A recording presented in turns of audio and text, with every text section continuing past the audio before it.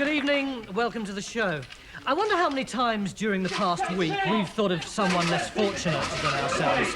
Well, we're lucky enough to have a special edition of the show here tonight.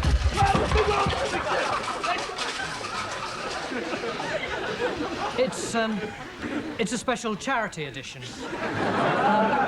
We've already had a collection among the audience, and everyone's given very generously. Everyone except that man back there. And during the course of the show, we're going to be raising money for a whole variety of charities. For instance, we're lucky enough to have with us in the studio Mr. Russell Grant. And provided that you phone in and pledge enough money, then Russell will stay locked in his dressing room. Phil. Thank you, Tony. Well, later on we'll be turning our attention to those poor unfortunates who can't walk, can't run, can't bat and can't bowl. Yes, the England cricket team. One of the charities we're raising money for tonight is self-help. Joyce Heslop, what sort of things does self-help do exactly? Well, Philip, recently we initiated a visiting scheme whereby we called on over 6,000 kidney patients and helped them to fend for themselves by confiscating their kidney machines. To encourage them to be independent? Exactly. You see, Philip, it is not a kindness to give, say, a man with one leg a crutch.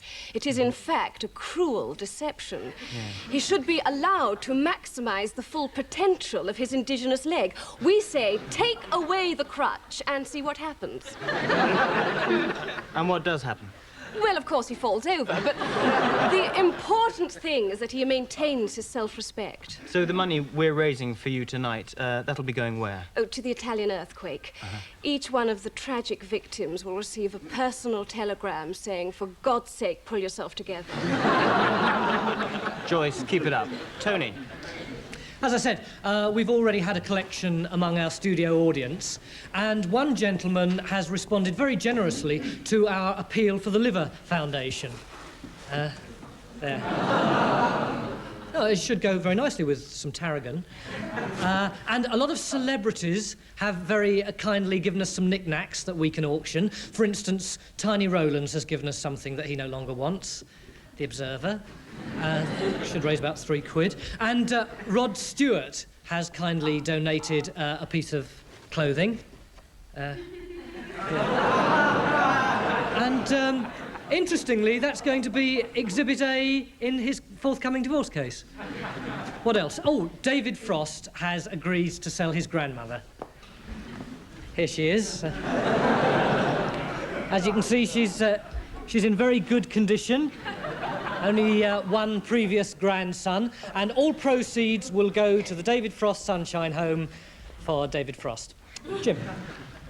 Starlight Express, Cats, Evita, Jesus Christ, Superstar.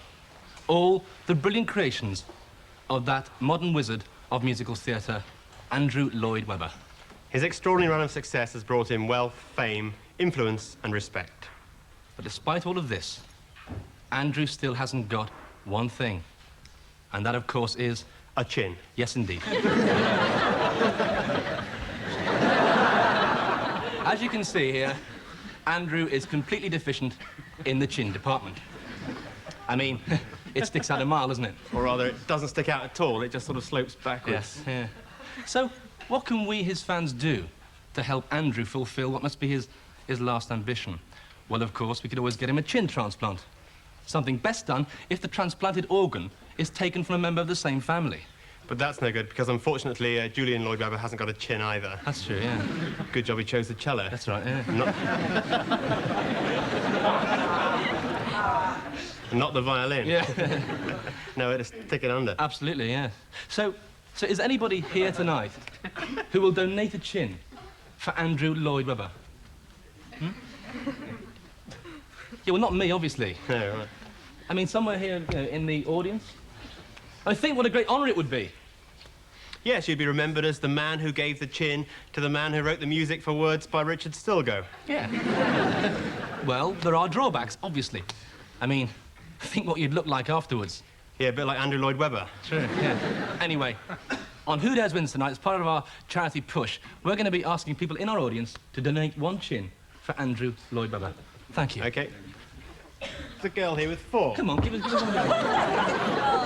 Thank you so much for cooking that delicious meal. Oh, Mummy. that's all right, darling. It was a lovely meal. You're a clever old stick. You really Delicious. are. Well, Robert, would you like a brandy? Roger, Father, he's called Roger. Terribly sorry, old boy. Not to worry, Mrs. Sinclair. Yes, I'd love a brandy, thank you. Mummy, Daddy, Roger and I've got something to tell you. Oh, I knew there was more to this evening than just dinner. All right, you two lovebirds, out with it. Roger. Yes, right. Yes. Mrs. Sinclair, well, Sarah and I have been going out for some time now. 2 years and 3 months, Oh, actually. come on, Roger, we're all agog. Oh, well, it all sounds so formal like this. Mr. Sinclair, I was wondering if I could, with your permission, of course, I was wondering if I could poke your daughter.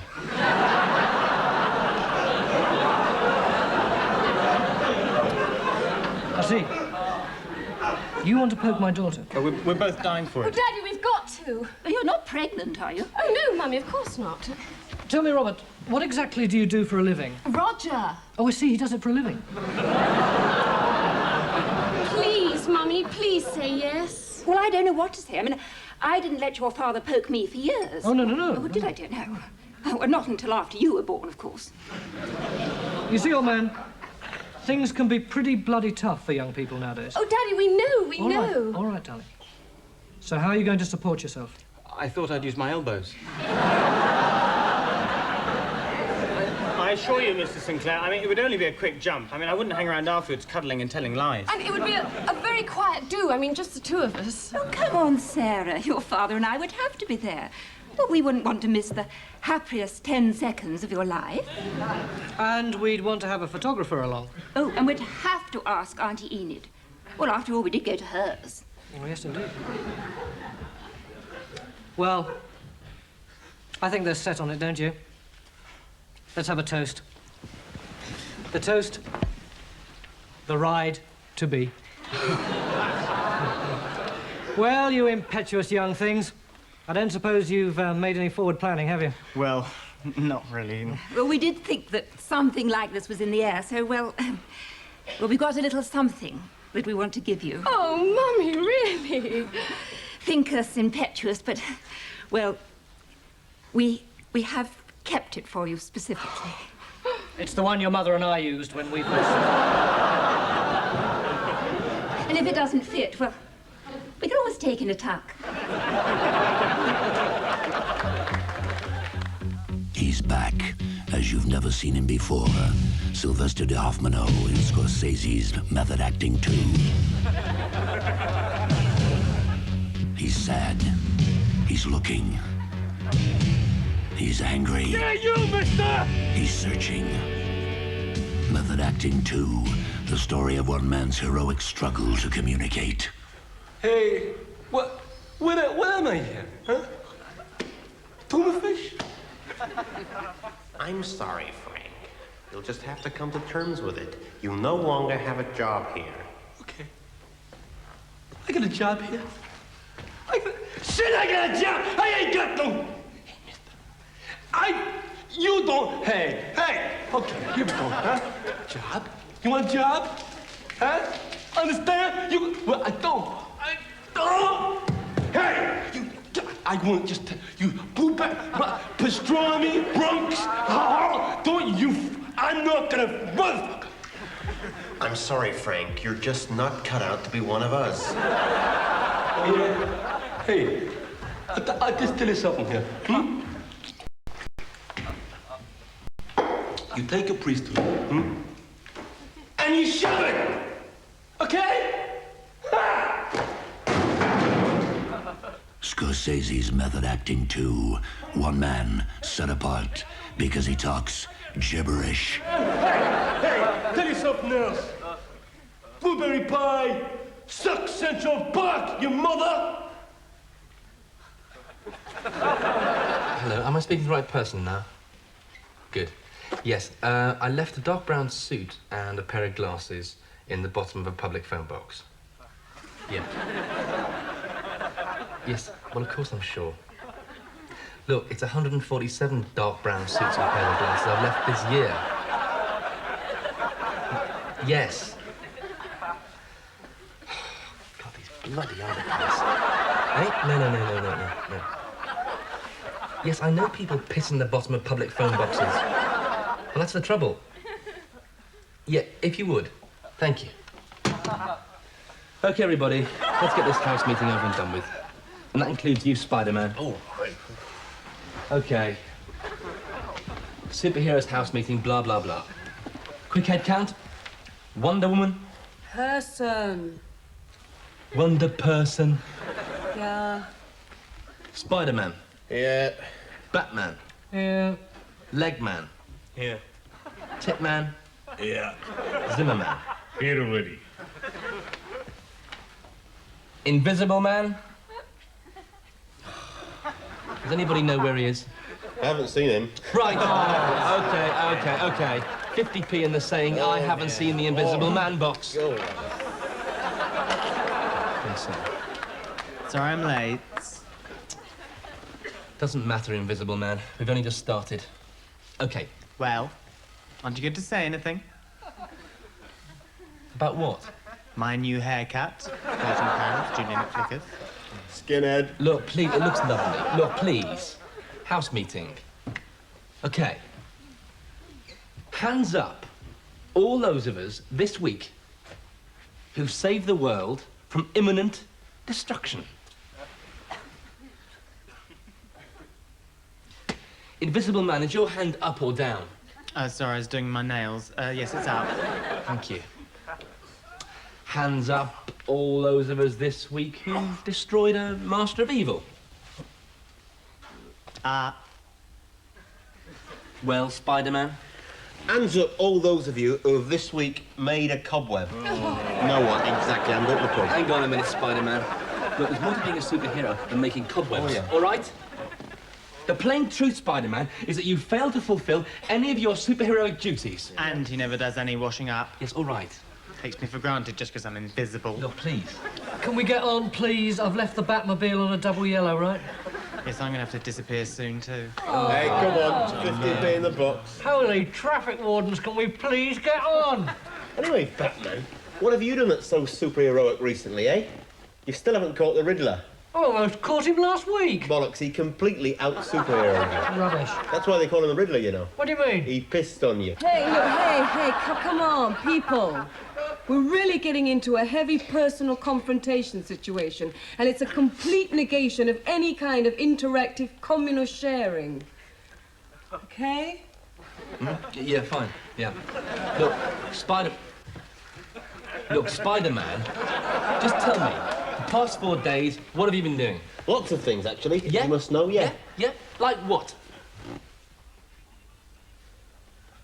Standing over the plug hole. Well, that's terrific, isn't it? That's terrific. My hero. It just about says it all, Spider-Man. Look, I move here and now that we vote to remove all superheroic powers from Spider-Man. Seconded. Yeah. OK. All those in favour, raise their right hand. 7 in favour. All those against? 8 against. Motion defeated. And now, for the first time on television, the Invisible Man would like to perform his rendering of a number made famous by Shirley MacLaine. If they could see me now. All right. Well, no song, no mime act.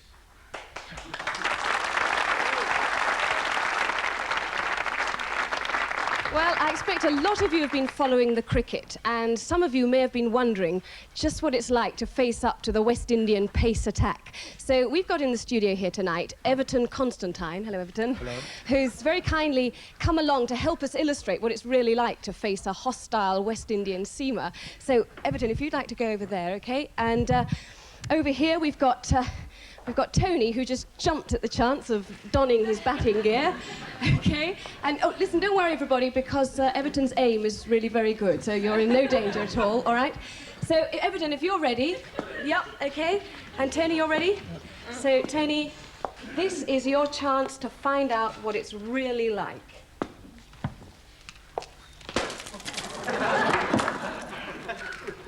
So how was it, Tony? He's really fast. Okay.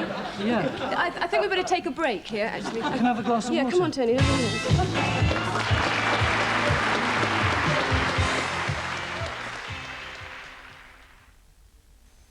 There's been more violence on the picket lines at Scunthorpe, and England make a dramatic start in the one-day test.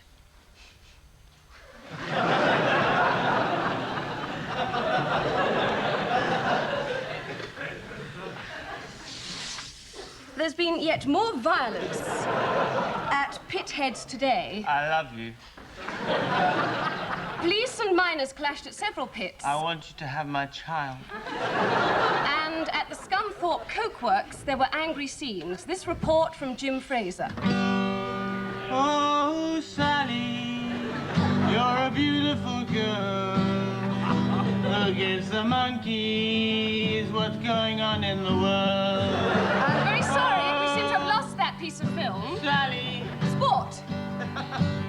let me look at you. At Lord's today, For once, take your eyes off the bloody autocue. England's new captain, David Oh, Sally, Thingy. I'm a poor heartache. And now I think we have some Let us film make coming. love in the In fact, commercial we have a break. report from Damien Davidson. This is Damien Davidson, and I'm standing outside St Botolph's Hospital, Slough, where members of the trade union COSY are locked in dispute with their local health authority. And this is Mrs. Janet Chambers, whose 9-year-old son, Toby, has had his operation delayed because of this unofficial action. Mrs. Chambers, you must be very upset. Well, yes, it is a bit upsetting, yes. And what are your feelings towards the health workers? Well, I don't know, really. Would you possibly say that they're being intransigent? No, I don't think I'd go as far And as... how do you feel when you think of your brave little soldier in there, desperately hanging on to life while this dispute drags on and on? Hanging on? After all, he could die, couldn't he, Mrs. Chambers, as a result of this deadlock? Die? Frightened and alone, all for the want of meaningful negotiations. He's only got tonsillitis. And is it not the case, Mrs. Chambers, that you even had trouble getting your little chappie into this hospital? Yes, that's right. Yes. And why was that? Well, because the gates are all blocked with journalists. Here covering this wild cat dispute. Yet, despite the suffering to which your flaxen-haired little angel is being subjected, you still wouldn't attach any blame to the health workers? No, I don't think I would. This is Damien Davidson with someone who calls herself a mother. And that's all from us until tomorrow night. Good night.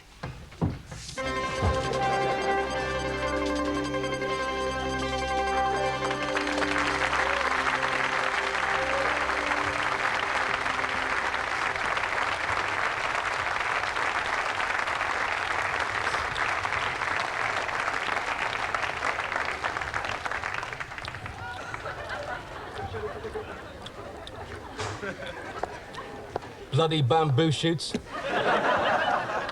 Bamboo shoots for breakfast, bamboo shoots for dinner, bamboo shoots for bloody tea. Yeah, I could murder a curry. Oh, what?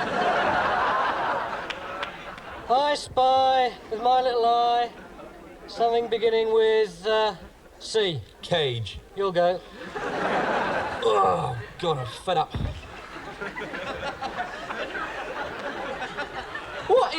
What is this thing here? I mean, what do they think we are, bloody mechanics? How long you been in here, then? Oh, God, years. I was a present to Edward Heath.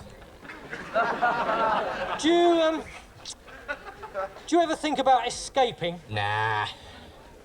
Well, I mean, how could you escape from a place like this? I've told them Yeah? I want a vaulting horse. Oh.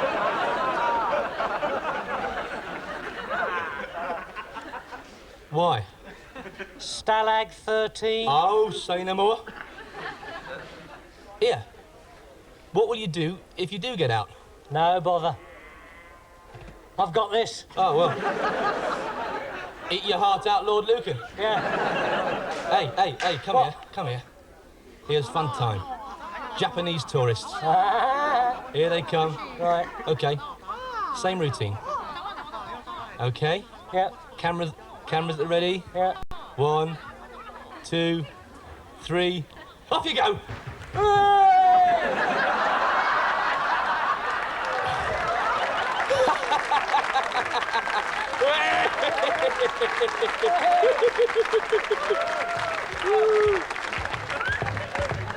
Oh, God.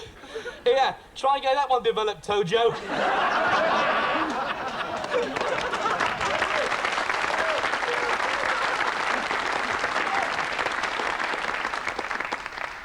Thank you very much, thank you. And now it's time for our celebrity interview spot. And over the weeks, we've been talking to a wide variety of celebrities. Film actor Martin Jarvis, Paul McCartney, and last week we were lucky enough to speak with Frank Sinatra. But this week, our celebrity has a difference. He's totally unknown. His name is Harry Stevenson, and he works in Aylesbury, where he lives. But the thing about Harry is he's an incredible look-alike. He bears an uncanny resemblance to a very well-known TV personality. I won't tell you who. It'll become obvious to you when you meet Mr. Harry Stevenson.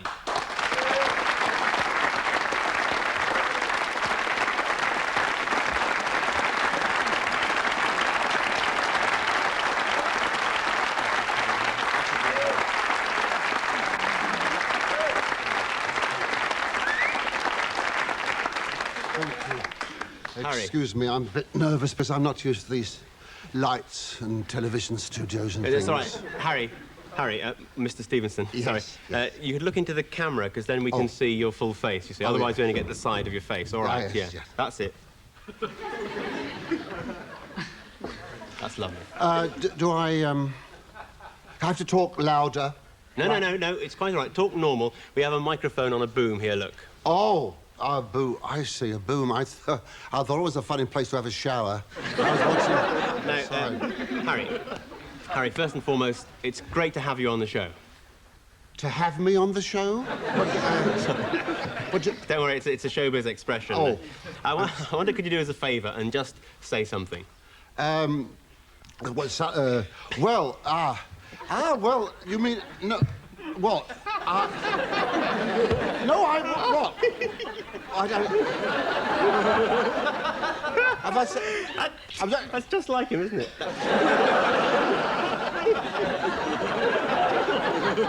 Yes. That is uncanny. What? You sound just like him. Yes, I know. Yes, I know. Yes, well, I know that. Harry, is it ever a pain in the arse? Is it ever a pain in the arse? Well, yeah, must we be so crude? But if we must, the answer is yes. I'm sorry, when you're on the streets... Pardon? You are a postman. Yes, a postman, yes. I'm a postman and I have to deliver letters and things. Yes, Harry. Do people pester you? Yes, they do. You see... What do they say? The people. Well, they say to me, oh, look, this thing. And I say, no, it's not. And they say, God, he's come down the road, hasn't he? He's come down, God, blimey, look at him, delivering letters. I say, no, I'm not him. I say, I'm Harry Stevenson, the postman. I say, you see? And they say, well, I say, I know I look like him. And I say, I know I talk like him. You see? And then what do they say? They say there must be a bit of a pain in the arse, like you. And the police come along, and they say, hey, Mr. Howard, move on. Don't do your act on the pavement, because they're all watching a commotion. And I say, I'm not. Look, I am Harry Stevenson, the postman. And then And I say, look, I know I look like him, I know I talk like him. You see? And then what do the police say? What do you think? It must be a pain in the arse. Right. Tell me, have you ever thought of doing it for money? Pardon? I mean, doing an act, you know, doing a sort of Frankie Howard act. Oh, no, not really, because I could never be as clever and witty as him, you see. No.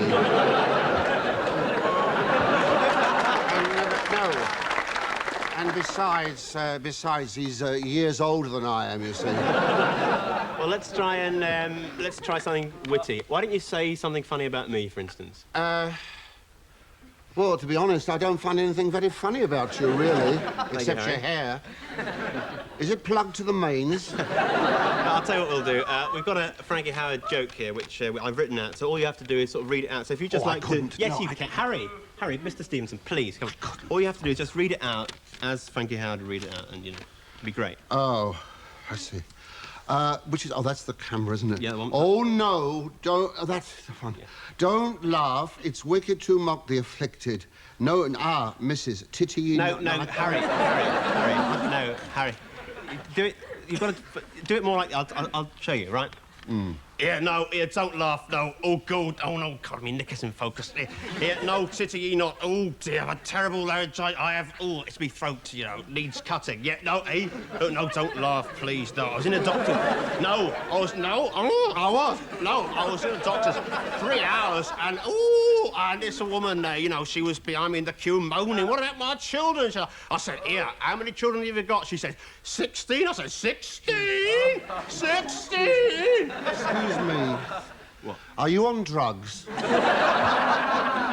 Look, I think I could do it better than that. I could do it better than that. What about my children? Yes, this is what he said. What about my children? I said, how many children have you got? She said, I've got 16. I said, 16 children?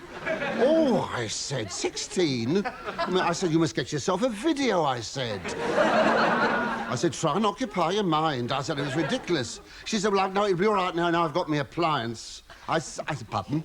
She said, me appliance, me new hearing aid. I got a new hearing aid. She said, because I couldn't hear a word, you see, before. That's what it's all about. She said, and we used to lay in bed of a night, me and him, you see, lay in bed of a night, and he said, she said, I couldn't hear a word the man was talking about. I could not hear a word that man was talking about, she said. And he knew. Of course he knew. He used to say to me, Yvonne, shall we go to sleep now, or what? And I used to say, what? You see? That's brilliant. That is very, very good. No, but no.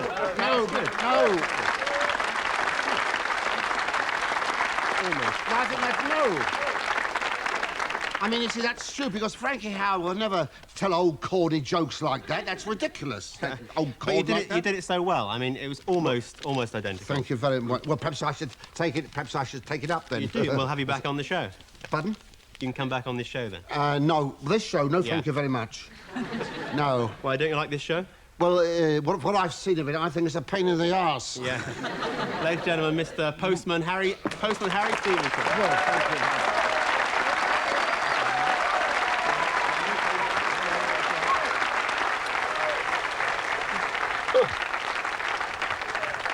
Yeah. Look at that baboon. Yeah. Right in that Jap's eye. What a star, eh? Yeah. Yeah. What? You couldn't scratch my back, could you? Sure. Oh, that's lovely. A bit more to the right. Right. Oh, that's enough. That's it. I want to see one thing, okay, you people? I want to see one. Hey, where's my camera? Hey, you haven't given me a camera! Where's my camera? Huh? Hey, there's my camera. Hey, stay still, you mother. Okay, I want to see one thing. I want to...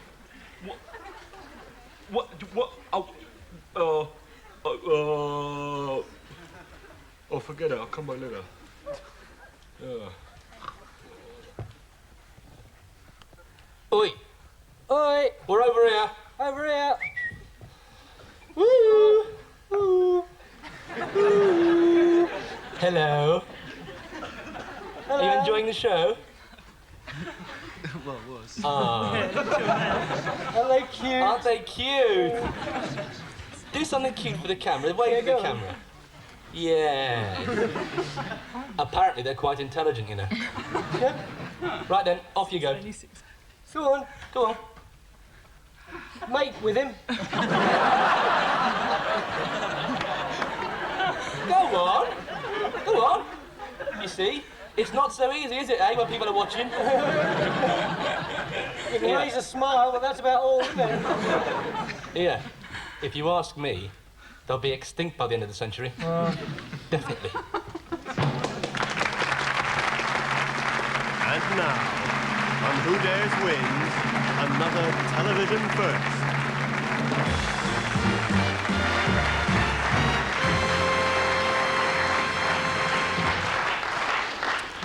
Andy Warhol said that by the end of the century, everyone would be famous for 15 minutes. He also said Jeremy Irons is a good actor, so you can't believe a word he says. However, thank you. However, Tonight on Who Dares Wins, we will see if this prophecy can come true. Yeah, tonight, for the first time ever on television, we're going to get an ordinary person from the studio audience and turn that person into a star. And tonight, it's going to be you. OK, a big round of applause, please, for our star. Come on. Come on, man. Let's look at that applause. Yes. Thanks very much. Right, OK. Hello, superstar. Yeah. Right, now, just tell me your name. My name Is? Miles. Miles? Miles, M-I-L-S. Miles. As in miles per hour. Yeah. Miles per hour. No, It was quite funny, but he didn't actually put it over. I tell you, Rick. Rick Tempest. Rick Tempest. Hey, great. Okay, Rick. So, Rick Tempest, tonight your life is going to completely change. Yeah. Okay? Where do you live now? Now, Woodford. Woodford? In Essex. Hollywood, mate. Yeah. Hollywood. Rick, have you got a girlfriend? Yeah. I'm afraid you're going to have to forget her because now it's Victoria Principal. At least. With her own repair kit. Yeah. Yeah.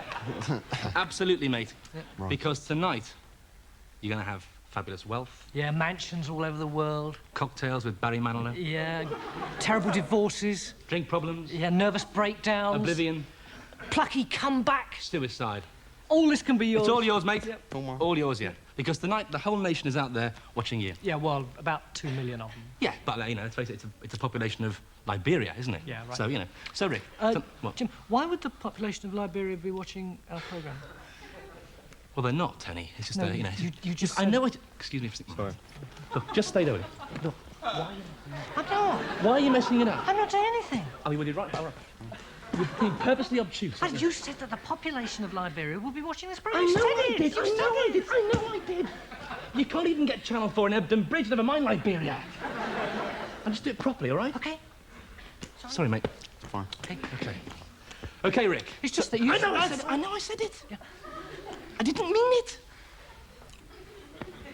So tonight, we will transform this young man into one of Britain's comedy superstars after the break. Yeah. See you then. See you. Okay, Where bye. is Liberia?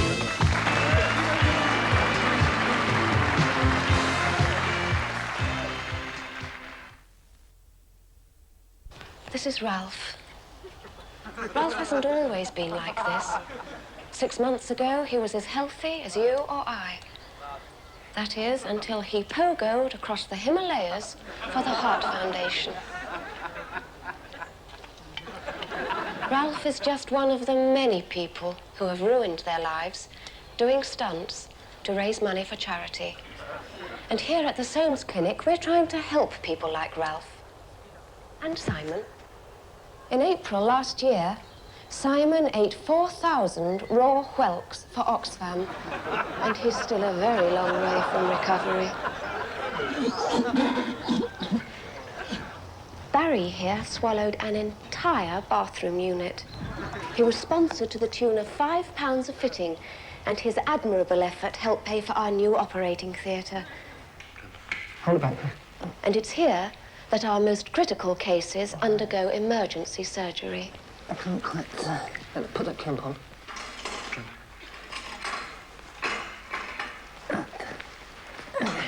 Yeah. Yeah, like this. That's it. That's it. That's it.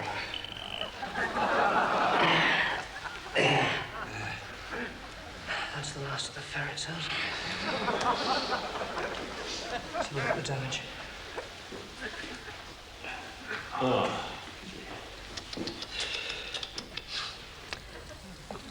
Here at the Soames Clinic, we need your help. We need financial support to enable us to continue our work. For their sake, for God's sake, please help.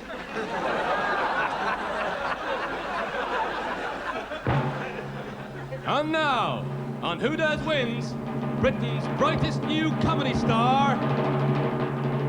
What's his name? Rick Tempest! Yeah!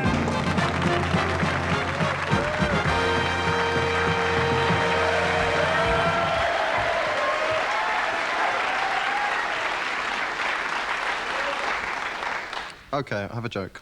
What do you call a pig with a mango on its head?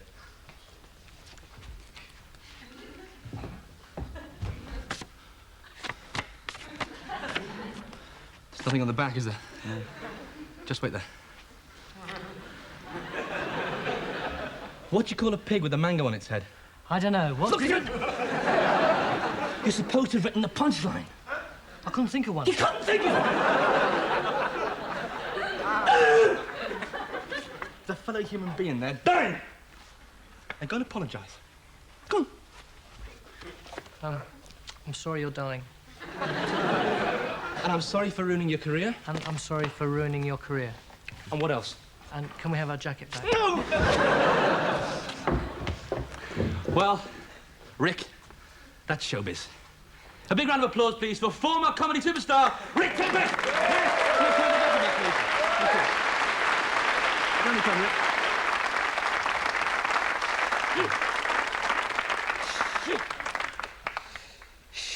And you join us as the Russian contestant, 14-stone Nikolai Sverdlov, starts his last attempt. This burly Russian, this time attempting to say the word hitchhiker. A lot of confidence in the early part of the word. No, he's veering towards hedge. I'm afraid hedgehiker just won't do at this level. No, I don't think he's going to make it. I don't...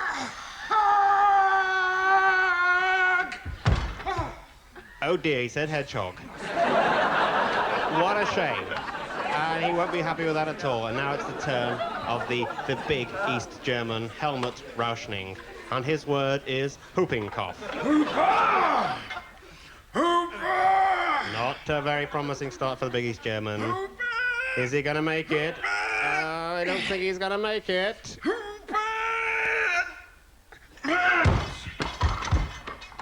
Oh. Oh dear, he said mumps. A completely different... Well, he won't be happy with that at all. And now it's the turn of the British hope, plucky young Terry Rigby. This brave lad from Staffordshire. He's only 97. And his word is canal. What a body.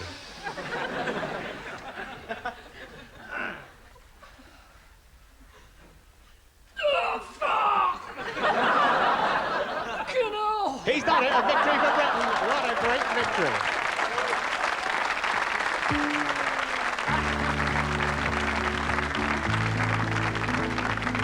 Why do I always wind up with the ugliest looking guy whenever smoochy songs are being sung? Maybe it's me, but I confess I don't get turned on by garlic breath and a yard of furry tongue. She's a miserable cow, and that's for sure. If she smiled, I think she'd crack her face. She's okay, I guess, though she's not my type. I would have preferred a member of the human race for this Snogging session. You don't want to be left on the shelf. Snogging session. You completely degrade yourself. We're just drunken slobs, opening our gods for a snogging session. I've seen more subtle makeup on Coco the Clown. Her hair makes her look like a goony bird. Why did he bother buying that expensive-looking suit? It's much the same as gift wrapping a turd. I would say that her face looks like a pig's backside. Oh, but no, that's far too cruel to pigs. This must be what kissing an armpit's like. I must admit he moves me like syrup of figs. Snogging session. Just how desperate can people be? Snogging session. It's as if it's compulsory. So we close our eyes and think of someone nice for this snogging session. She must be something of a tart. He's just an animal at heart. Doing anything tomorrow night? No. See you then. All right.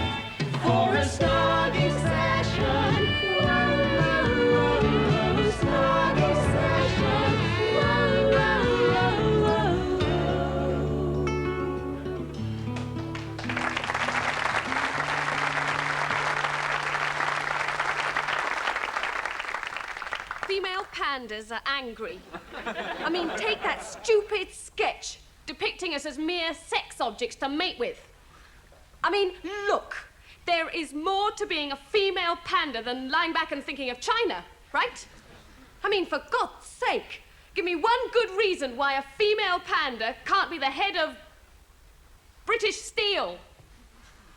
You can't. Exactly. God, you're so prejudiced.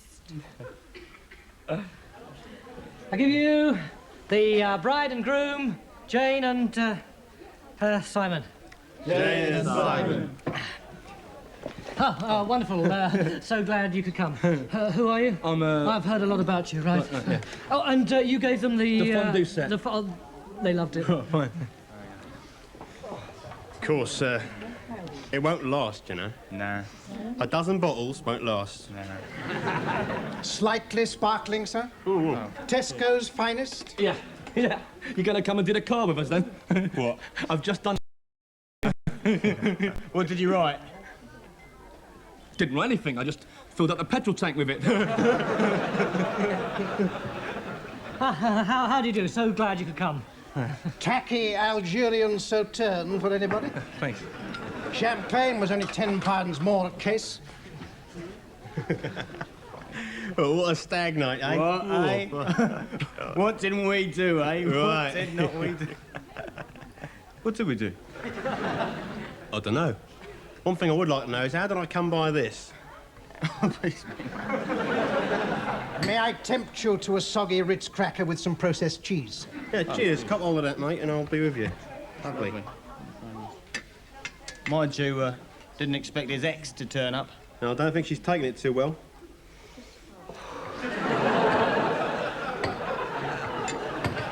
Should have been me. Was me till 48 hours ago. Not that I'm bitter. Brought round half the LPs. Yeah. I bet the happy couple won't get much sleep tonight, know what I mean, eh? I've cancelled a hotel room. Great. Marvellous. Fantastic. Who are you? I'm the best man. And what did you... Fondue set. They loved it. And you're Fondue set. And what's your name? Your youngest son. I've heard a lot about you. Yes. I didn't know your lot was Scottish. Cohen. Matt Cohen. Oh, right. Is that why the confetti was on elastic? I'm not bitter. She's a lovely girl. Lovely personality. Of course, she looks like an orangutan, but she's a lovely girl.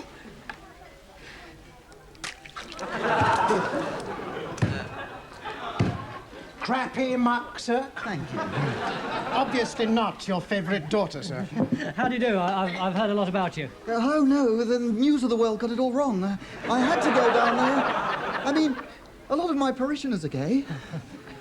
How do you do? Oh, it's me. I've heard a lot about you. Here, come here. Look at it, Shay. Black Mamba for the pyjama case. Hey, oi. Mrs. Orangutan. Listen. It's teensy weensy. You need a magnifying glass and tweezers. Lovely bride, that Jane, you know. Yeah. I've had her. I've had her. She's your sister. So, we're a very close family. Well, it's not going to last, is it? I bet you a fiver it won't last a year. You're right. I'll Go on, give then. you 50 to 1. Go on. 100 quid until death to them part. On second thoughts, I'll move my bet down that one as well. Everything okay? Yeah, great. Terrific. Marvellous. Oh, smashing. Thank you. Be happy. I must mingle. Mongrel shit on toast, sir.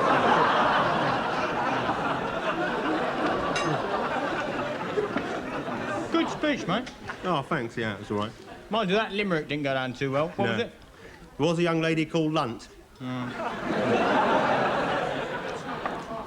Ruined your chance of becoming the next poet laureate, huh? Hey, hey, this is gonna kill him. Break cables.